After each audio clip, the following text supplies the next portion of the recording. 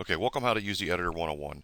These are going to be really short flash tutorials, so I'm going to probably do about 10 or 20 of these. First things first, let's get to know your interface. You have three windows here. This is your 2D view, this is your 3D view, and this is your texture window. Up here you have your menu bar, and then here, all these buttons.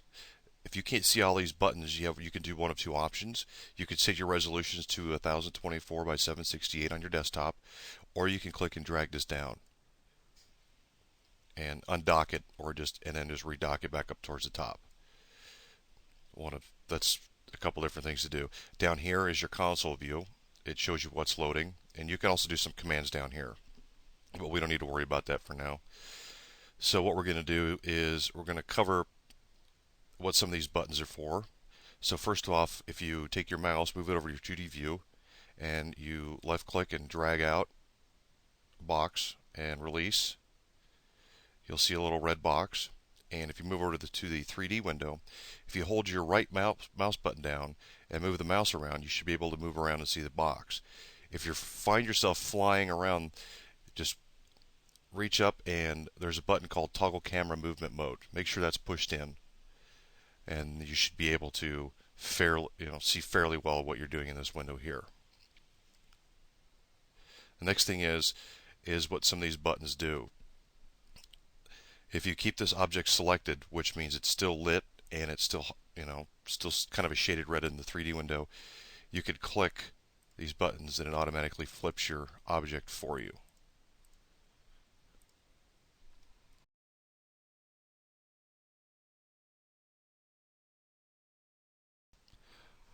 Okay, this is number 2 of probably about 10. Those buttons we just used, those are the rotation axes for a brush. We just drew a brush out. That's what a brush is. Now, the next thing is, let's go ahead and texture this object here. So by keeping it still selected, which is red, let's click on textures and we'll go to common. And it should load up a whole bunch of different textures in your lower right corner. Simply just move your mouse over to it and you can just wheel mouse it down, or you can use the scroll. One of two ways. We're looking for the caulk. This is the typical, actually the common brush texture. It is a solid texture. During the game you can't see it, it's invisible. However, it creates what they call a Hall mirrors effect. Okay, let's go ahead and press escape on this object. Now the next thing we're going to talk about are the selection tools. The selection tool is pretty much, they select things for you. They can select things that are completely tall, that are next to it or touching. They can select things that are touching the actual brush. If I were to press my shift key and the 3D window click, if I had another brush here, and if I just draw one out, move my camera over until I can see the brush I just drew, if I were to select this and select what was touching, it selected the other one as well. The next one is selecting partially tall. I don't have anything drawn partially tall, so I'm just going to skip over that one now. Select inside. This is a pretty neat tool. If you have a lot of brushes drawn out, instead of selecting each one by one, what you do is you back up a little bit, you drag a square out, change your view in this 2D window by pressing Control Tab, switches from your top to your front view, and just move the box. We want to encompass what's inside. Press Control Tab one more time, make sure it's still inside. Then we click on Select Inside. It selected everything that was inside that box we drew out.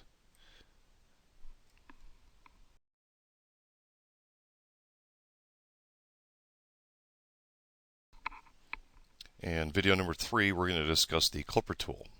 I make an entire video based on just the clipper tool. We're going to cover basically what this tool does. First of all, we're looking at this object from the side view.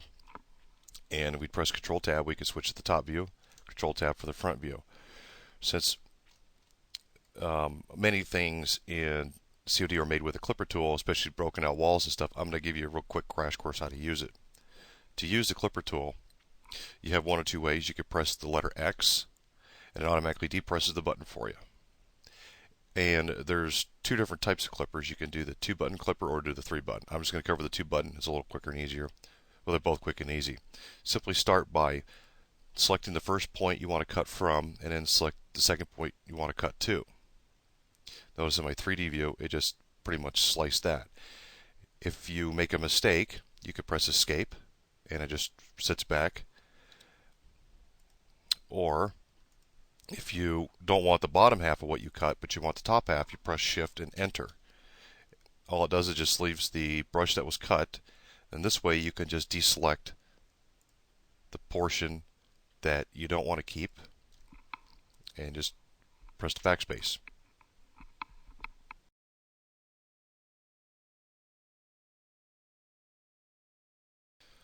Okay, video number 4. This is your snap to grid. You should always have this depressed. Always snap to a grid. What is a grid? The grid is the little squares in the background there. If you don't snap to a grid, see how it's automatically chopping to a grid there? Kind of skipping along. If you don't have that set, you're going to draw stuff and stuff will not line up with other objects. Make your life really, really simple. Snap to grid. That's all I got to tell you. That's all I got to say about that.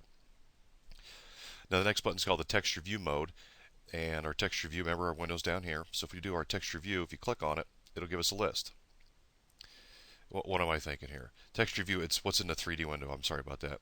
You can view things as wireframe, flat shades, nearest. This is just a quality. The nearest, linear, bilinear, binary maps, and trilinear. That's just the quality of the rendering that goes on in this window. If I do trilinear, it comes up pretty smooth. That's basically what I have mine set there. The next one is your texture flipping. If I press shift and left click on my 3D view on the object that I left there, if you go up to our texture flip, it'll flip the texture on the x-axis and it'll also flip it on the y. And you can change your views X, Y, and Z. Rather than doing Control Tab, you can just click this button. Front, side, top. The next one is clipping the camera view. That's if you have a large map drawn out and you don't want things being rendered way off in the distance. You can click on this and it stops rendering what's far on the far distance. It's easier to move your mouse around and see stuff without it being really choppy.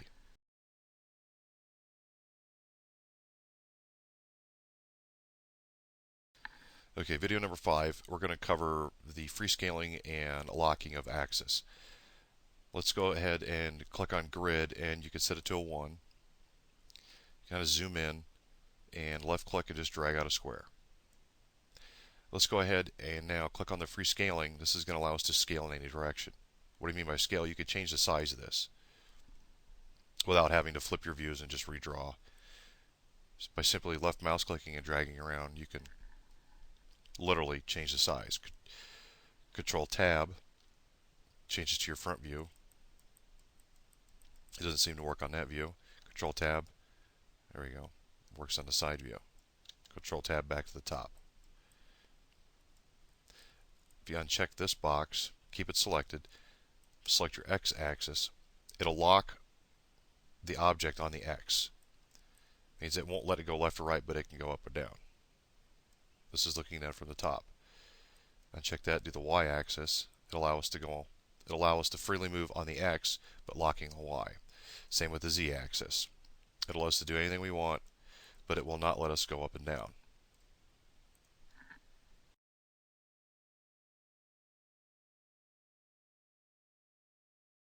Okay, video number 6. First, let's go ahead and select your object that's in the one. I'll just shift and click on it. That should turn like a pinkish color or reddish. Highlight it. Press the backspace. Go to your 2D window and press Control Tab.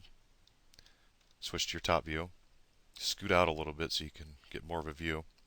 Let's go ahead and select your caulk brush and just draw out a square no larger than 512 by 512. If you want it to be exactly 512 by 512, you can set your grid to a 32 and just drag it out to see 512 and by 512. Next thing is select patch, and we'll do a simple terrain mesh. This is for how to do the terrain. If you click on that, it'll ask you for the density, width and height. This will ask how many rows and how many columns in this shall we draw out. Since this is a 512 by 512, if I choose 9 by 9, it should line up with the background grid. I'm going to zoom in and I'm going to line it up with the background. See how it lined right up with the background. Now, I'm going to press Control and in my 3D window I'm going to right click and I'm going to move the mouse up.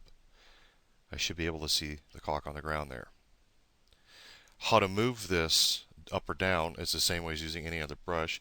Control Tab, and if you look in your 2D window, if you zoom in, on your far left is your elevation bar. You could click on the elevation bar and drag it down, or you can click on the object itself in the 2D window, move it up and down.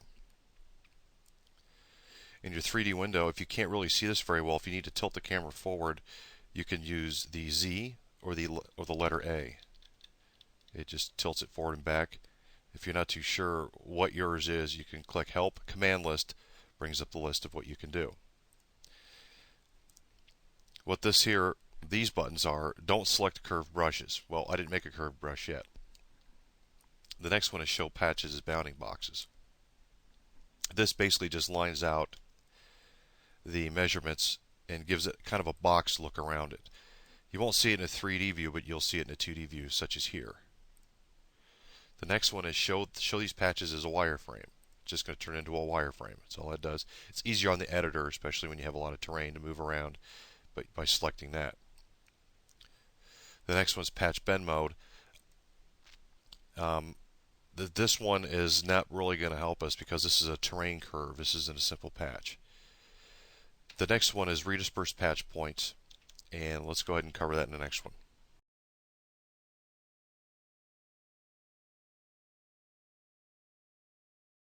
Okay, let's go ahead and make just a simple patch. Let's go ahead and highlight your terrain mesh you did. Go ahead and delete that. Make sure this is the top view. Typically, when you draw meshes, you do it from the top view. Typically. Let's just go ahead and draw one out. Just kind of long and ugly. Next thing to do is click on Patch. We're going to do a simple patch mesh. Width is 3, height is 3. If you're doing a road, 3s are good. It doesn't really show you much in here, but if you press the V key, this shows the vertices. You have 3 by 3. If you deep press the V, it removes them. What this is going to allow us to do is it's not going to allow us to select curved brushes.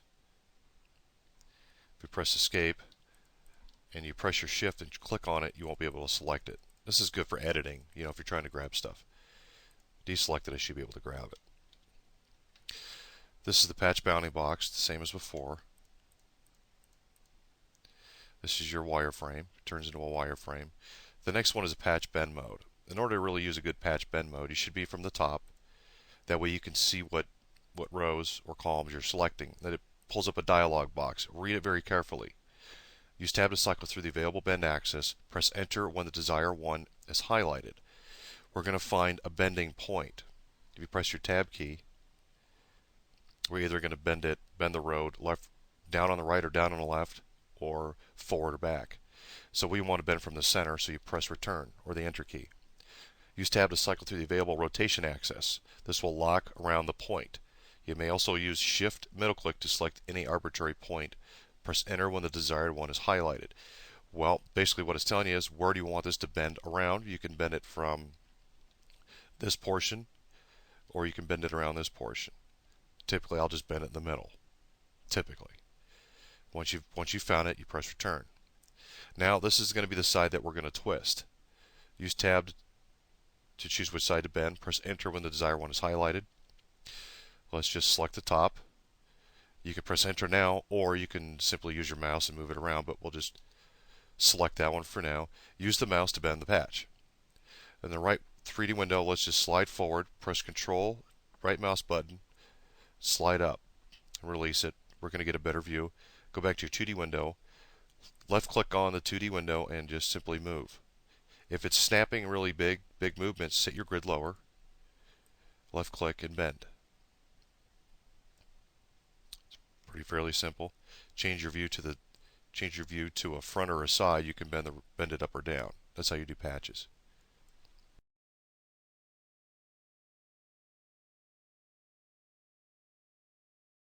Okay, video number 8. If you want to go ahead and select your object in the window and press backspace to delete it, let's press number 6 on our keyboard, or you select your grid to 6. Go ahead and draw a box out. Scoot back a little bit, make it kind of big. do a patch, simple terrain mesh. It should be defaulted on your last setting. And if you notice, I'm on my front view, and I just drew this patch up and down. Well, I don't want it on my front view. So what we can do is you could do one of two things. Change it to your side view. You press R, or you do your rotation button and just rotate it back, or flip it back over. Release the rotate so you can move it. Slide it down to 0. Control Tab, switch to your top view. You can press the space bar, and it should slide right over and line right up with the last patch. And if we want to select the other patch, Shift left click, and what we can do now is press V. This shows our vertices. These vertices allow you to manipulate. If you just click on one, you can just move one of these vertices around. This is for your terrain. If you don't want a certain vertice to move, you can lock the vertice. Click your lock. You can lock all the sides, just like so. Depress it and manipulate your vertices however you want. Do this again. Slide in, click on it, drag it sucker up. And if we scoot back in our 3D window and look, notice the red vertices did move, they locked in place.